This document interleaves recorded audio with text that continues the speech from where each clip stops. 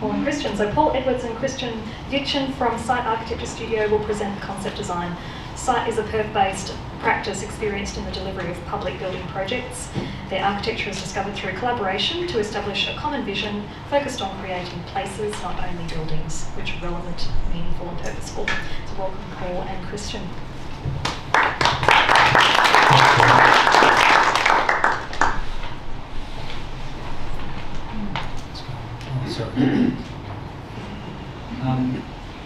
So I'll just tell you a little bit about ourselves. We've got sort of three core values as a practice, and up the top there, understanding.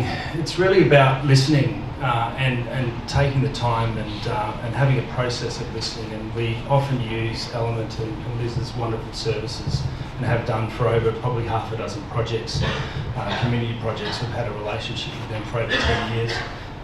We've also had a very good relationship with the City of Swan, and we know the Adderley and the Daytons and the whole Ellenbrook community quite well.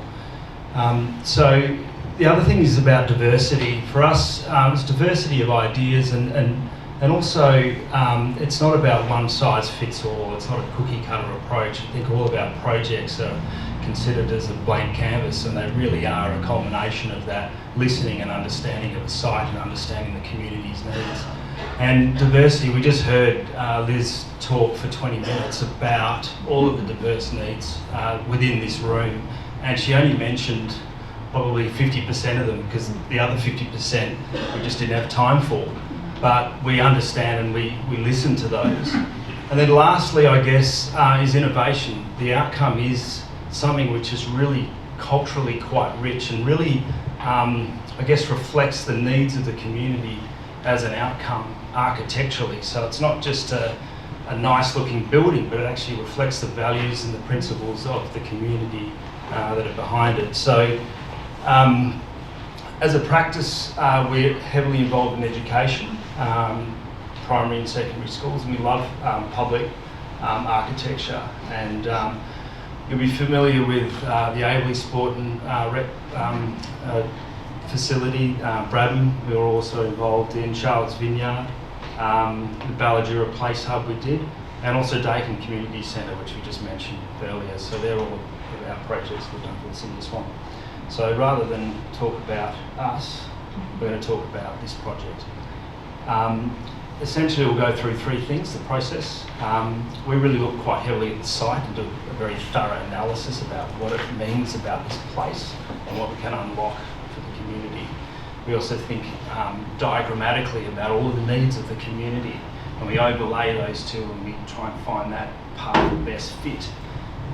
The diagrams that you'll see are quite broad and flexible, and they are just diagrams really at this stage. We talked about them being drawings. Well, drawings probably is a bit of a long bow to draw, no pun intended, but they really are just sort of spatial relationship diagrams and ideas for us to share with you today, so we can sort of get your feedback. So I'll pass to Christian to go through that. Yeah, thanks, Paul. As a feasibility, it's really just the first step in a long process of developing the building, and we really like to take the community on the journey with us. We look at the site that we've been given in quite some detail in the overall context, but really what we're presenting here is not a finalized design by any means. It's really something for you guys to discuss and give us feedback on as well today. So if you are familiar with this site, we just wanted to, or if you're not familiar with this site, we just wanted to give you a quick overview. Basically, we had this whole large area available for us. The building is actually not that big at all, so which is quite a unique scenario, because usually we have a site and you have to squeeze everything onto the site. In this case, we have actually needed to decide where on the site do we put the building. So if you just go through as well. We do look at the whole context of the climate, where does the wind come from in this particular site, where the solar angles are quite standard, but how does the climate change during the year as well to inform our designs. Again, this is only the very first step of the design, but even at that point to siting and so on, and where the pockets where you can sit comfortably, that's all important for us in the back of our minds. You might not see that in the final sort of diagrams that we have, but that is sort of informing our design and our recommendation at the moment where the building should go. So in the overall context, we've got the Ellenbrook Secondary College. We've already got some quite strong community facilities around the site. So we've got the Ellenbrook Sports Hub on the south side of the site, then the bowling club basically right adjacent on the north of the site, and the entire Ellenbrook district space, open space on the east side, with the Ellenbrook Community Pavilion, a playground, and the playing fields there as well. So quite a rich community site already, close vicinities to some residential areas as well as natural parkland and commercial districts. So really quite a brilliant site for a new community facility, or for an additional community facility to add to what's already there, to complement it, yeah. So when we looked at the overall site, there are a couple of key points where we thought, okay, we could locate the building, but or key locations on the site. Obviously, we could directly locate it opposite the already existing community pavilion with the playground right on that side. But we thought there's a bit of an opportunity to really provide a street address on this in this corner here. When you come down the street, you will see the new facility and you get an address there, and you can easily access it from either the school, from the bowls club, or still from the community pavilion, and sort of have a cross-pollination across these different sites.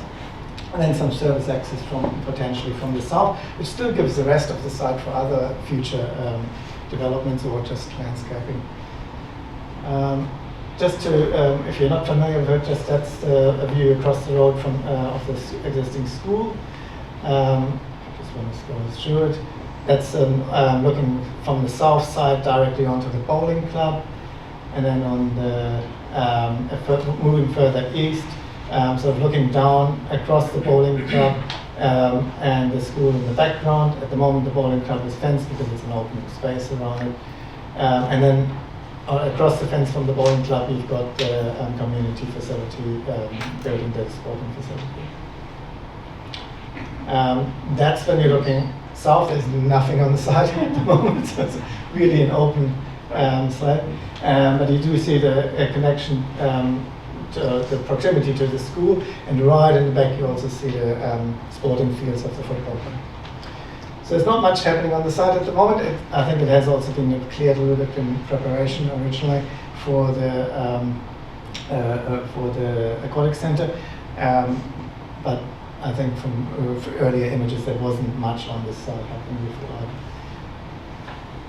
So when we're looking at the overall needs of the community, which we've heard a lot of from these today, it sort of comes down into what Liz was saying, like we've got meeting spaces, we've got storage spaces, we've got function spaces, and in this particular facility we've also got a workshop. It's quite unusual in the overall context of community centres. There's not that many that have sort of workshops directly located with community centres.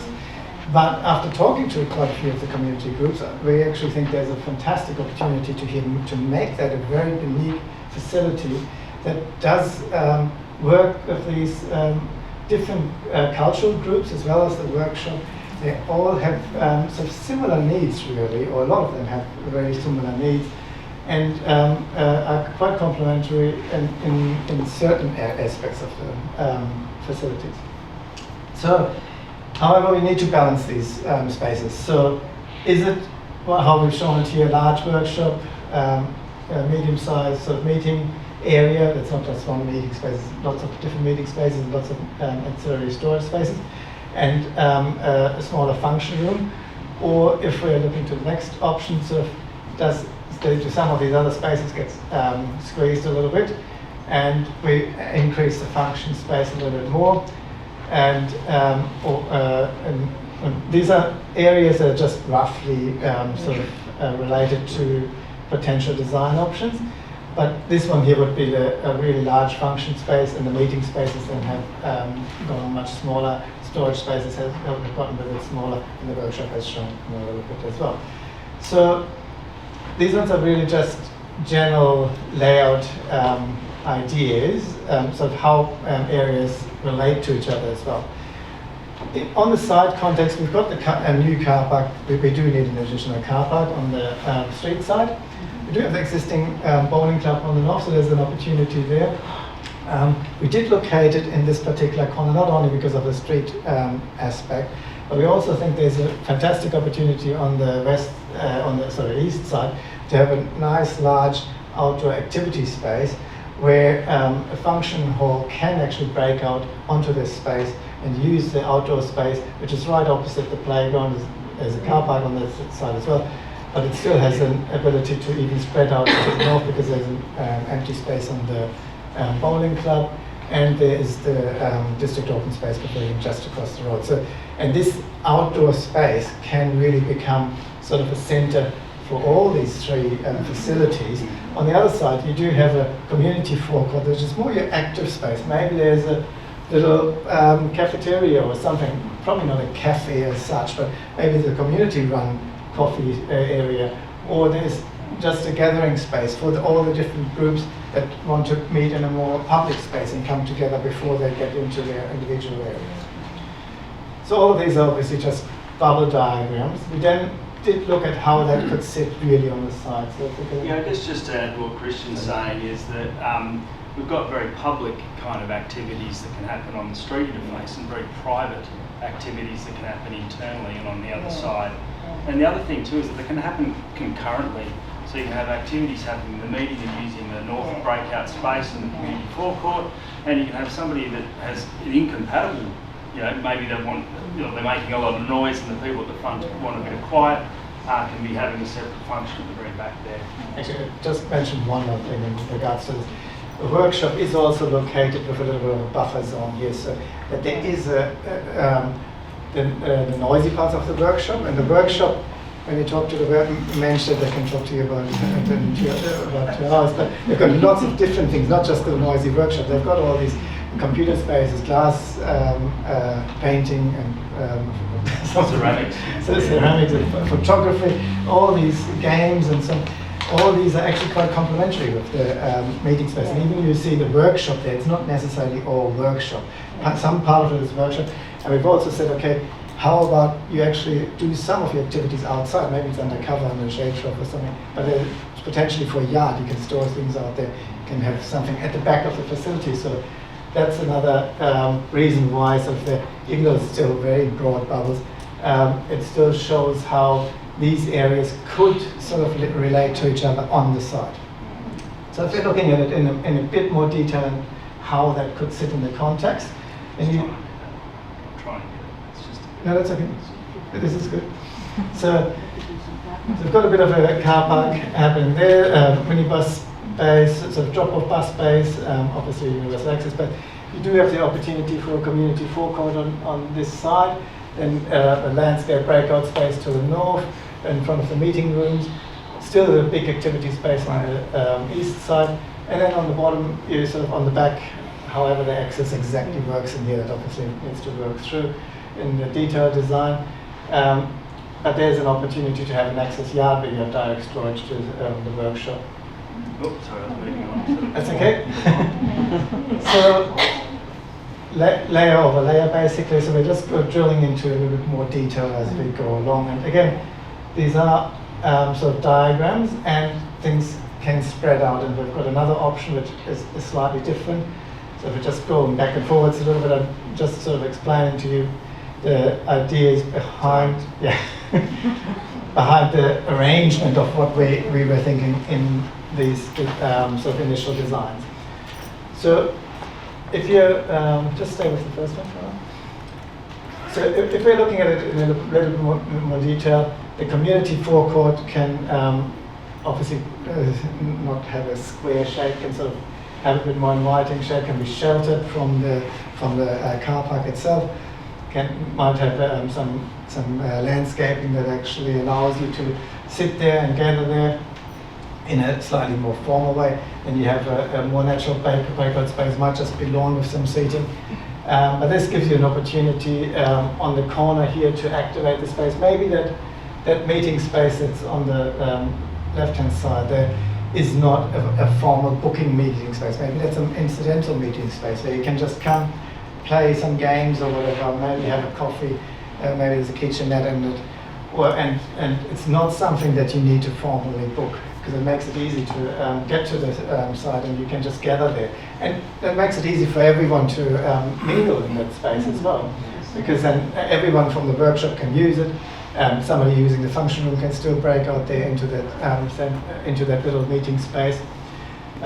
Potentially there's an office next to it, and there's some further meeting spaces on the other side. Ancillary here is basically just toilets, potentially kitchens. This one here could be meeting rooms or as a studio space. If you're talking about meeting rooms, they can be quite flexible as well. I mean, they can be like this with carpets, but they could have a little kitchenette, they can have vinyl flooring on the ground, and then you can use them for a meeting, but at the same time, you can use them for an arts class, you can use them to have a dance, little dance studio in there or something. So by just adding different little finishing touches or facilities into these rooms, you actually make them much more flexible. Similarly, for these two meeting rooms or these ones there, or studio rooms, they could be combined as well with operable walls. So even though there's sort of a line in between, you can combine one, make them a little bit bigger. Same for the function hall there. So in this case here, we've just shown roughly a 200 square meter function room, which is a little bit bigger than the other one on the other side, but it's still in the same area. But again, that would be subdividable into two spaces basically. So if there's a group that just wants to have a smaller space for a dance class, maybe then they just hire half of the space and the other half gets hired out for the second group, or becomes flexible space for the other groups that are already in the facility.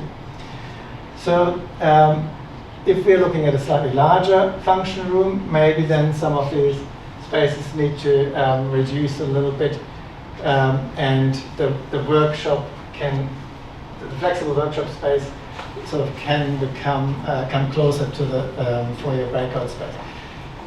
With the workshop building, you do see these other bubbles and so on. So there's a sort of having some woodworking and some what was the second one? There's a material storage in the middle, then potentially a photography room or something. They can be inside the room, and also there's an office requirement for the men's shed that can be inside this larger space. But then there are lots of additional spaces in lots of meeting spaces or studio spaces that can be shared, and so even if this workshop building would reduce a little bit, it actually the men's shed is still part of the whole facility really, because it has access to all the other areas, and if they do need to break out, they can use these other facilities.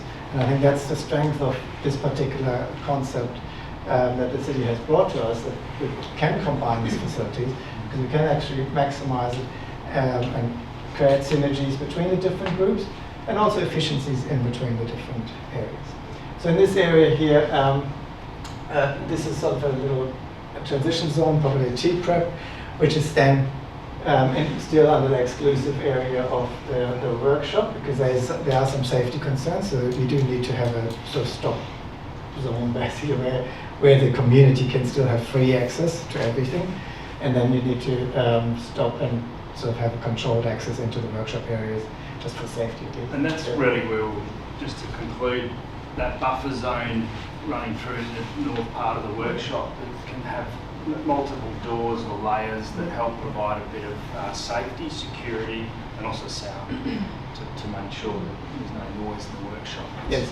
So the actual noisy area of the workshop would be here. The really noisy area is probably down here as well. So there's quite a distance. Even if you have noisy work in the yard, you still have the storage and some kitchen facilities that are sort of a buffer zone before you actually come to the function space, or just actually outdoor space. Yeah, sorry, just as we kind of wrap up, so we can have time to just think about what you're seeing here. We've got option A and option B up there, but we're not actually asking you to comment on you like A or B, because they're actually exactly the same. They're just slightly different. So what we just really want is just some general thoughts and initial feedback, your reactions, I guess, as to how things have come out. Yeah, first question is, obviously things can same point, is how many car bays have you made provision for in that space? Because I can tell you from a junior football club perspective, on a Friday night when we host up to 10 games at 15 players a side, the current facility, we park all the way up to Brook Lane Shopping Centre. Yeah. If that's only 30 bays, It's 42. it's 42. I can't read, I'm sorry. 42, that doesn't go anywhere near it when you've got the overflow car park, plus you've got the facility users. And if you're also using it through the day, just so you're aware, Averley Secondary College have now just had their first Year 12 group. So they've actually got drivers now, and there isn't enough bays for the faculty, let alone the students of us.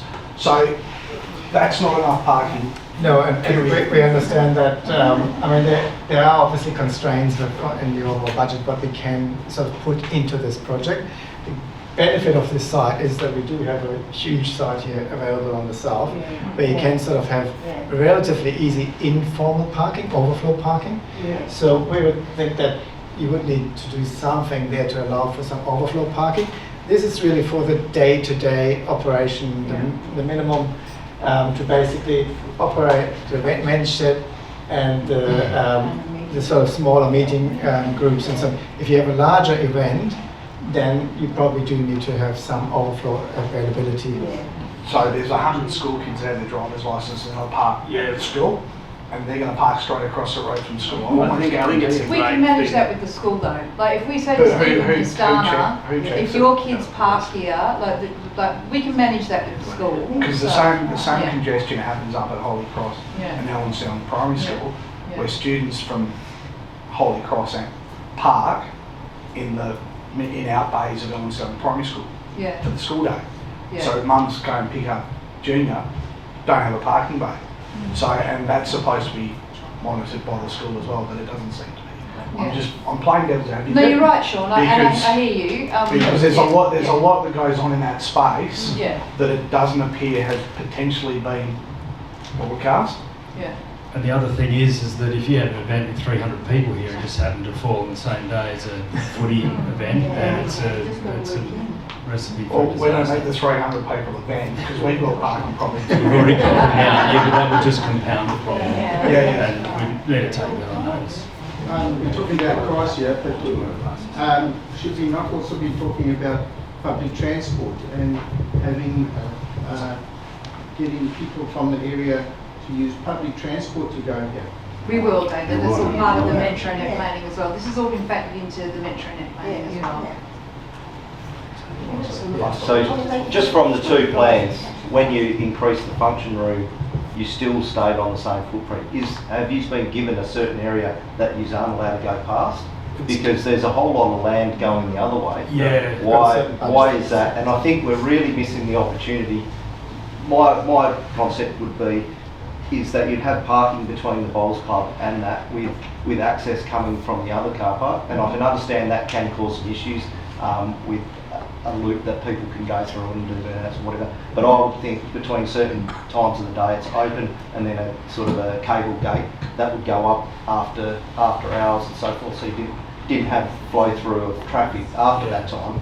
But when we're doing at the football clubs and the cricket clubs, when we need the overflow parking, it may not be the same as what usage time as what the community centre would be, and then vice versa. So that top car park on a Saturday night, if there's no huge function on at the football club, could be used for a wedding that's there with 300 people.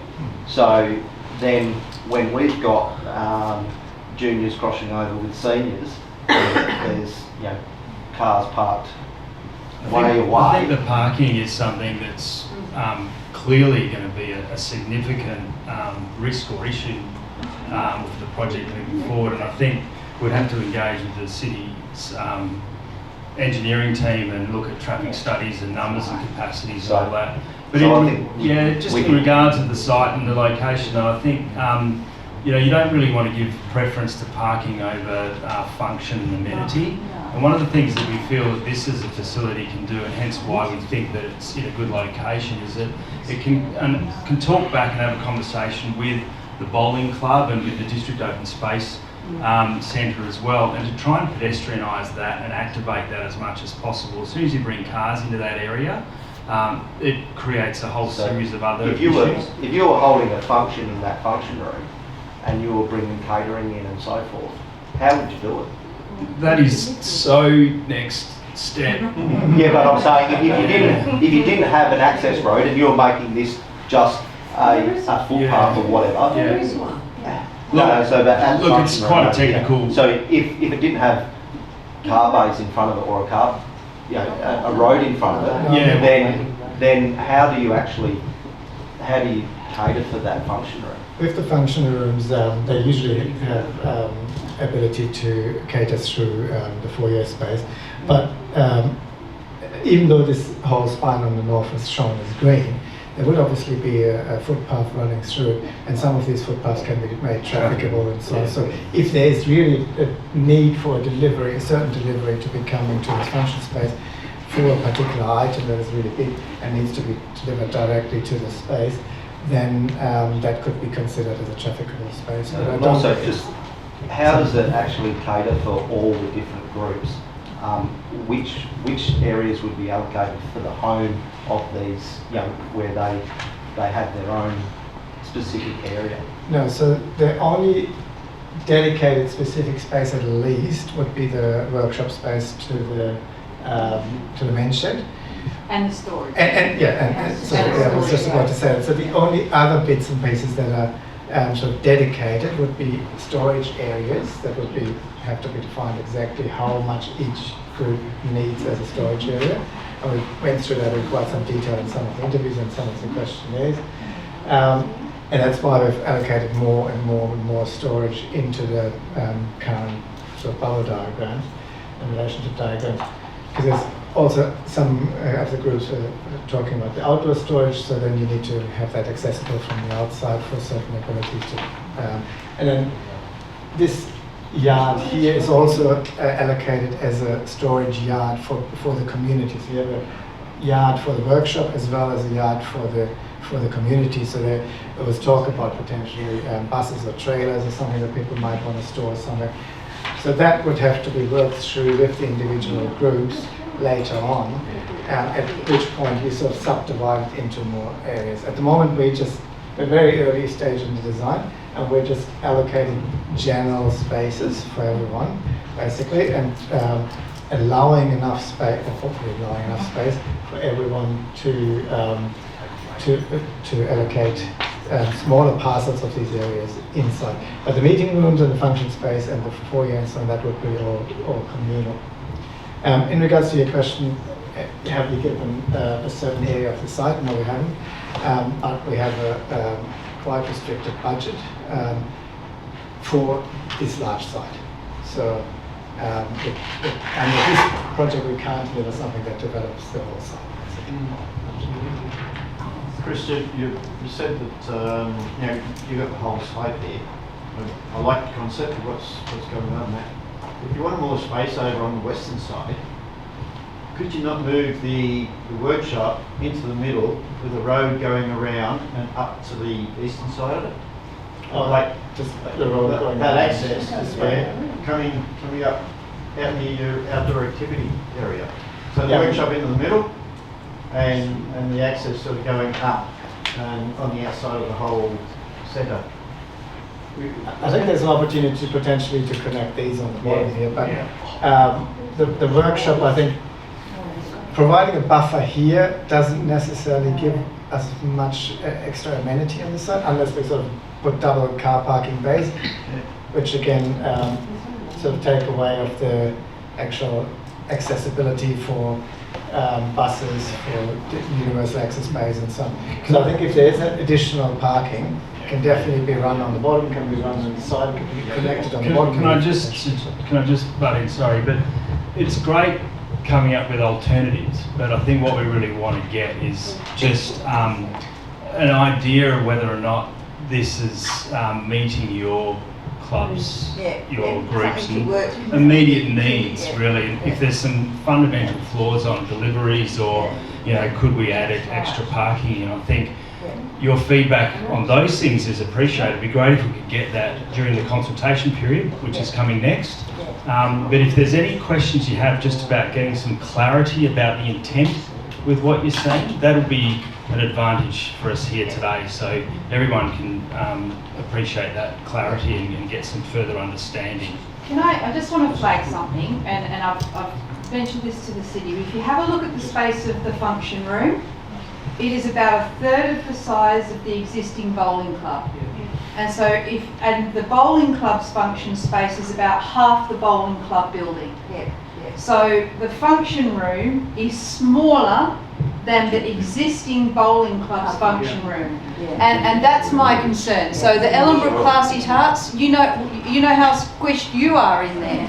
And it is about the function room, if you sort of blow it out, is about the same size as the change rooms at the Ellenbrook Dockers Pavilion, at the EDOS Pavilion. So that function space is about the same size as the change rooms at EDOS, about 2/3 of the space of the current function room at EDOS. And so it just, to me, it just doesn't look like it's kind of sufficient. So the EDOS function room is 180 square meters, as far as we know. And this one is showing 250, so it is a fair bit bigger than the existing function. But as I said, we can obviously expand that further. There's enough space on the side, there's no question about that, so it can go further down, can go further south. 250 square meters is sort of what has worked out quite a few times for other facilities. Usually then, if you go from 250, you want to make a bigger jump after that, basically, because there's sort of similar facilities in that, but then the broken down spaces become less usable as well. So that's really something that we need to work out, what is required. Yeah, the other thing too is that things like kitchens and all of that all get larger, storage requirements get larger, so we've just got to look at what the budget's available, and if the need is there, then we can seek additional funding if we need it. There's a question here. About the function centre is what I was going to ask about. Can it not be located in a situation where if the need arises, it could be extended? Yes. Instead of being located like boxed in. That's the intention here. Yeah, that's the intention boxed in here. there where if you located it like where the workshop is, okay, you start with the 250, that's what's in the budget, okay, that's not meeting the needs. More funding might become available to make it easily expandable because you've got the site. Outdoor activity. Yeah, so this space here is also a buffer space. We've seen that already as sort of an undercover space that then gets built at least as a roof area, and so you don't have to necessarily extend the full structure. You might just have to move one wall further out, so that's definitely an opportunity. If you, in the future, you find that this is still not enough, and then you can extend it. That's having done community centres and facilities like this over the last 20 years, we always factor in some degree of expansion, and it may not happen, but we always allow for it. So rest assured it'll be covered. I know we're building it for now, and that's exactly the same thought process that went through the EDOS Pavilion. Why are we building it for now? Why are we building it for 20 years' time? There's another 40,000 people. Well, that's what I just said in terms of thinking of... That's a population explosion. That's not just a dribble. Yeah. Because the open space pavilion for the 3 clubs involved in that facility actually had grown it before they moved into it. Yeah. And we're still now Probably going a through city. very good issues. So I'm just wondering why we're doing it now rather than... I think that's the purpose of tonight's meeting, and we can go through some finer detail in a moment. This is sort of the next layer then of the detail that we've gone through in regards to the design. So as I explained before, there's an opportunity for some sort of studio spaces, and we're talking about some of the items that the Dementia has been doing, but arts and crafts is obviously something that lots of groups are doing. Stained glass is just one example for a specific facility. But these ones are spaces that are really sort of then shared from a foyer space. Then this option here, we did have a bookable office space here, the storage room that's associated with this meeting room section here, and then some centrally located toilets and an adult change toilet as well. Some cleaning and UAT, so adult change is for changing changing places, similar to changing places facilities where you have a large shower facility and so on, which, considering the groups that we've been talking to, actually felt like a good fit with this facility here. The function hall also has an additional kitchen and obviously furniture store. So essentially these areas are allocated to the function room itself. The other opportunity is to open up these spaces and use the breakout space for larger functions as well. We've done a facility recently where we've just got large sliding doors, and it opens up basically sort of two separate rooms. Once you pull that operable wall away and you open this area here, suddenly the whole function room can spill out even further into the foyer, and you can use all these other spaces that are around there as well. There's an opportunity then here to put a little bit of a break in there so that you have a noisier area and a quieter area potentially. So if you have some doors that can open and stay open, and at certain times you close it up. So there's lots of flexibility built into this bubble diagram, and we just sort of thrown a couple of things into it where you said, okay, here you might have a sink there, or there. There might be an operable wall here. In this area here, you call it a meeting room, or it's a living room, or a games room, or a little cafe area. By simply putting a little kitchenette in, you have the ability to sort of use that a bit more prominent on the front and break out. Talking about the outdoor activity space, it's a fancy name, but it is at this point, and with the available budget, it would be mainly a breakout space for the function hall. So there's no equipment or fancy landscaping happening there. It's just an additional space that you can have indoor and outdoor facilities. Because by the time you have this building as a backdrop, you can use this undercover space to basically have an event outside, looking back, and you have this as a stage. You suddenly have the building as a backdrop.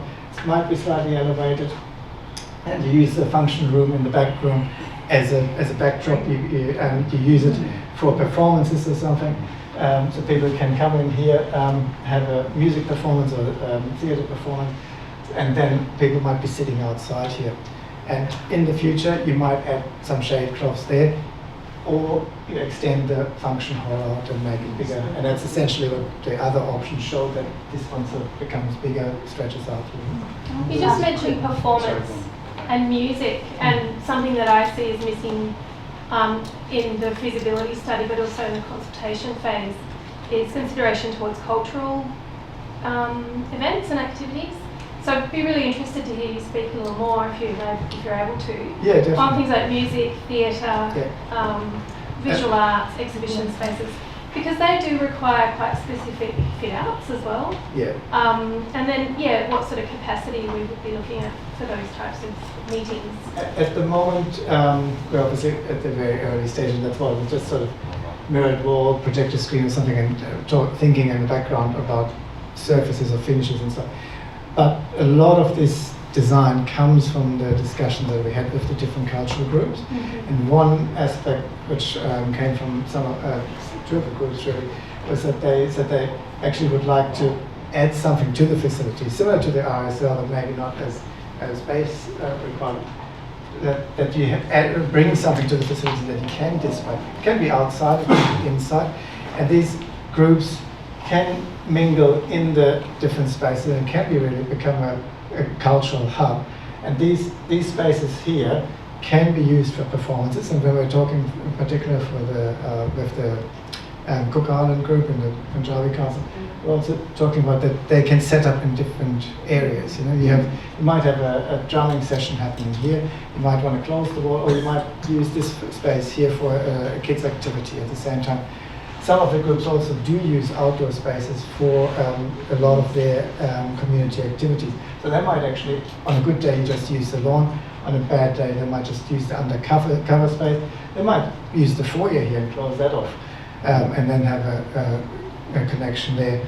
So from what we've heard throughout the interviews, in particular with these cultural groups that have quite specific needs, we feel that can be accommodated within this spatial allowances, and ultimately that's all it is at the moment, is a spatial allowance, and the details of where is actually a wall and a window and how much of that is open and closed, and where do we need to put memorabilia or display something, or can it be digital display that changes, or is it actually physical display? That really has to come through in more detail.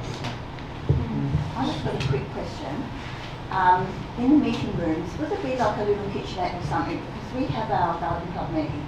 We're meeting at Parklands at the moment. We have a little tiny function room. Then we've got to go out to their alfresco area, have our afternoon tea. We have guest speakers, things like that. We would like our meeting room to be self-contained. So it's got a little kitchenette, maybe some cupboards where we've got like cups and saucers. And then we can have our meeting, have our guest speaker, invite the guest speaker to afternoon tea, and sort of have it all in one, rather than us having to come out of the meeting room right into the kitchen area. It doesn't have to be huge, you know, just somewhere where we can have a kettle and, you know, like just things like, would that be considered in? Yeah, I mean, again, it's very early days, but we did think about that. At least one of the rooms might have a little kitchenette. Others might just have a sink. It might be enough, maybe with a hot water boiling unit or something that you can make a tea. Yeah, or you decide to use this one here because at least it has a sink. Might not have a fridge in there, but it might have hot water and cold water, and maybe you have a kettle in the cupboard or something. So there are those considerations, but again, so the really finer detail will really come once we have the layout, and then we decide, okay, maybe we do need to put a little kitchenette into this corner here as well. Yeah, it's just useful. So to put something along the side, have something there when you come in that signifies. From our experience, that doesn't happen. Just on the walls around your function area. Obviously, the walls on the outdoor undercover area, would they be moved, collapsed the walls? You could open the whole, move the whole wall out of the way, so the whole area becomes open. No. Yeah. You might have other areas as well. Yeah, you probably have some operable area there, so you can open. What I'm referring to is if somebody books a space and they want a bigger space than the function area to sit there, they're able to open those doors up, walls up, sorry, they'd be able to use that, all that entry space and the breakout space there as part of their facility if it's all blocked off for that. That's the sort of feedback I think you can provide. Yeah. You can look at it and say it'd be great if we could do this, or this really meets our needs as long as we get this, as long as we've got space for memorabilia. That's, it doesn't happen like this, but if we could do it this way, then we know that'll satisfy our needs. So that's the sort of feedback I think. That helps in the next design. Provide a little bit more flexibility with the function. And in the design phase, they're the questions that we ask and we interrogate, particularly with the city, and just how the facility's going to be operated, because a lot of those impact on escapes and other maintenance-related things. So I guess we're just looking at the time and conscious of time, and everybody's give up a lot of valuable time this evening. So there's no other clarifications in relation to this. You'll see these will come through, also with Liz's presentation as well, so you'll have a bit of that through, and I'll hand over to Julianne to sort of wrap it up. Thank you. Just so we can touch on one of the sort of key elements that we were looking for in the session, can I just ask generally if anyone would be really upset if we had a larger function room versus having to forego some of those smaller meeting spaces, remembering that we do have other spaces within Ellenbrook, other places to book. You know, this concept plan has come out of the community consultation, and we've tried to include as many of those elements as we could based on your feedback. But if some of those had to disappear to provide a greater size function room, could you raise your hands if that would be really, really problematic? I just see the problem is people here are saying that they're operating out of their home, but the spaces we already have don't exist, so they don't have places to meet. So if you remove the meeting spaces, you're reducing that ability of what we're trying to address. Yes, we need bigger function space as well, but I think the meeting rooms are already needed, because we hear people here saying they're having meetings in home, they can't get meeting places because of the way they're booking the managed or whatever the issue is. And I think that makes both of them really important. How many spaces would become available from people that would come to this site, that then their smaller site would become available for them smaller? Not us, because we're using Parklands. People is there any? I don't think we can quantify that. We do have some booking data that site have considered.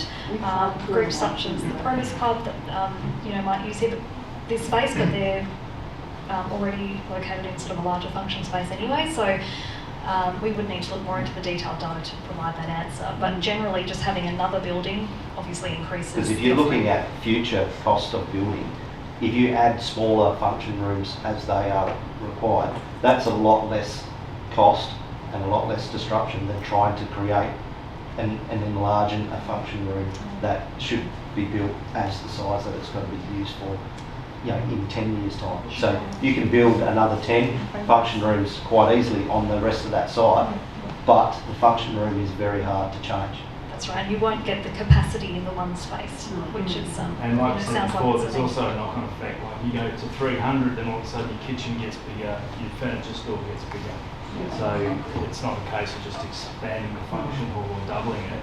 You've got to look at doubling the kitchen as well, just from a catering perspective. There's also one other aspect of a really large function space that for smaller groups they actually are not usable, because then they become uncomfortable. If you're in a really big space and you hired like 50 people and then you have a 350 square meter space, even if you split it in half, it might not be as suitable for what you want to do.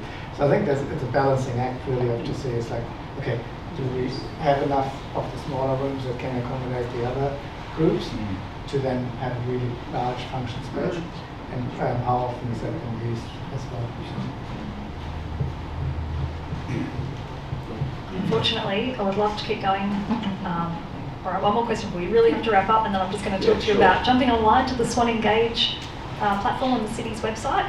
On your way out, there's a business card just at the door there, and feel free to grab one. It has a QR code with a link to the Swan Engage website, and while you're there, grab a calendar. Great. So help yourselves there. And that last question. I guess it's not a question, it's more an imploring. Ellenbrook, 80,000 people plus. There are insufficient facilities here for the community per se now, of any community size. As the gentleman over the back here said, let's not build it for today, if at all possible. Build it for 10 years or 15 years down the track. Otherwise we're going to have this discussion again in 5 years' time. So I'll be imploring Jess, the city, the Swan, all those people that can make funding happen to try and make it happen, so that therefore the function room can be bigger, because I agree it looks too small, that the other facilities, the meeting rooms, because some of these community groups are quite big and do need more than a meeting room in the house. So not a question, just a please, if it can happen that way, let's make it happen that way. Could everyone please, do go online, do share your feedback, because that's really important to us. We've heard from you tonight. We've obviously Alice has been busy taking notes. But yeah, anything you would like to comment on, please just jump online. That will be closing on the 5th of December. There's a 2-week period for that to be open. So please do get your comments in, and the earlier the better. Is that open to the community in general, or just to this group? It's available on the Swan Engage website. Okay.